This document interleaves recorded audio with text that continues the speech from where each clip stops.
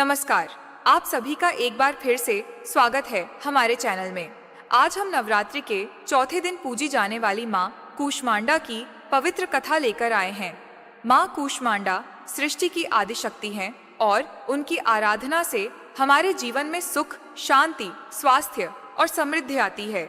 आज की इस कथा में आप जानेंगे कि कैसे माँ ने अपनी मुस्कान और ऊष्मा से ब्रह्मांड की रचना की, क्यों उन्हें कद्दू प्रिय है और कैसे उनका आशीर्वाद हमारे जीवन को बदल सकता है।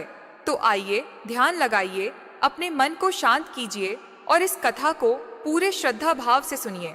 नवरात्रि के चौथे दिन जिस देवी की उपासना और आराधना की जाती है वह है माँ कूष्मांडा।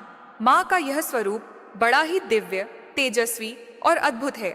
इन्हें सृष्टि की उत्पत्ति करने वाली शक्ति कहा गया है। पुराणों में आता है कि एक समय ऐसा था जब न तो आकाश था, न पाताल, न पृथ्वी थी, न सूर्य और न ही चंद्रमा। न समय था, न काल था, न जीव थे और न ही कोई देवता। चारों ओर केवल अंधकार ही अंधकार था। उस समय केवल एक ही शक्ति विद्यमान थी, आदिशक्ति। किसी को नहीं समझ आ रहा था कि इस शून्य से जगत की रचना कैसे हो। तब वही आदिशक्ति मुस्कुराई। उनकी उस दिव्य मुस्कान से एक अंड उत्पन्न हुआ। वह अंड धीरे धीरे विशाल होता गया और ब्रह्मांड का रूप ले लिया। इसीलिए इन्हें कूष्मांडा माता कहा जाता है।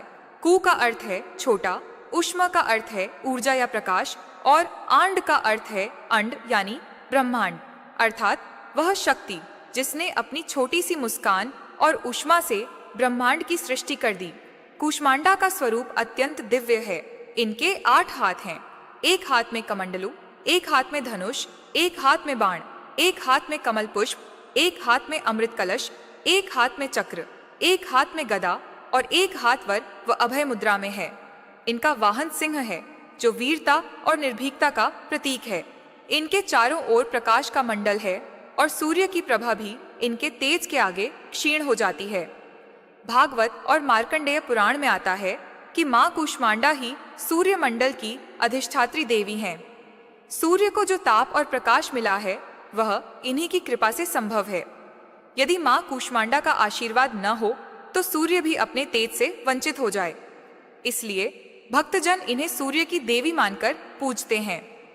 कूष्मांडा ने ही अपनी शक्ति से त्रिदेव ब्रह्मा, विष्णु और महेश शिव की उत्पत्ति की। फिर उन्होंने ब्रह्मा को सृष्टि की रचना का कार्य, विष्णु को पालन का कार्य और महेश को संहार का कार्य सौंपा। अर्थात त्रिदेव भी आदिशक्ति से ही प्रकट हुए और उनका अस्तित्व भी शक्ति पर ही आधारित है। कथा के अनुसार जब देवता और अरार्षि सृष्टि के अभाव से व्याकुल थे तब उन्होंने आदिशक्ति की आराधना की। देवताओं ने कहा, हे देवी, आप ही आदि कारण हैं। आप ही हमें जन्म देने वाली और पालन करने वाली हैं। कृपा करके जगत की रचना कीजिए। देवी ने उनकी प्रार्थना स्वीकार की और अपने तेज से ब्रह्मांड रचा। फिर उन्होंने देवताओं को उनके कार्य सौंपे। यही कारण है कि आज तक देवता भी माता की स्तुति करते हैं। जब माता ने जीव जंतुओं और प्राणियों की रचना की तो उन्होंने आहार की व्यवस्था भी की। तभी उन्होंने कद्दू उत्पन्न किया। यह फल विशेष है। यह जल्दी उत्पन्न होता है, दीर्घायु प्रदान करता है और सबके लिए सुलभ है। भक्तों का विश्वास है कि यह फल माता को अत्यंत प्रिय है। इसीलिए नवरात्रि के चौथे दिन भक्तजन माँ कूष्मांडा को कद्दू का भोग अर्पित करते हैं। यहीं से उन्हें नाम मिला कूष्मांडा माता। बार एक निर्धन ब्राह्मण ने नवरात्रि के चौथे दिन श्रद्धा से माता की पूजा की।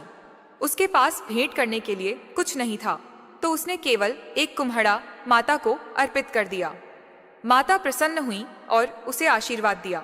उसके घर में धन धान्य की वर्षा हुई और वह विद्वान तथा समृद्ध हो गया। यह कथा हमें यह शिक्षा देती है कि माँ को वैभव से नहीं बल्कि श्रद्धा और सच्चे मन से प्रसन्न किया जा सकता है। चौथे दिन माँ कूष्मांडा की उपासना से रोग शोक दूर होते हैं, घर परिवार में सुख शांति आती है, साधक का अज्ञान दूर होकर ज्ञान का प्रकाश फैलता है, दीर्घायु, बल और यश की प्राप्ति होती है। इनकी पूजा करते समय भक्त को यह ध्यान करना चाहिए कि माँ सूर्य मंडल में विराजमान है और अपनी 8 भुजाओं से भक्तों को आशीर्वाद दे रही है। पूजन के समय पीले या हरे वस्त्र पहनना शुभ माना गया है। मालपुए, हलवा और कद्दू का भोग विशेष रूप से चढ़ाया जाता है। माँ कूष्मांडा की कथा हमें यह शिक्षा देती है कि जीवन का सबसे बड़ा बल मुस्कान और सकारात्मकता है। जिस प्रकार माता ने अंधकार से प्रकाश उत्पन्न किया, उसी प्रकार हम भी अपने जीवन के अंधकार को दूर कर सकते हैं। भक्ति और विश्वास से असंभव कार्य भी संभव हो जाते हैं। दोस्तों, माँ कूष्मांडा सृष्टि की आदि शक्ति हैं।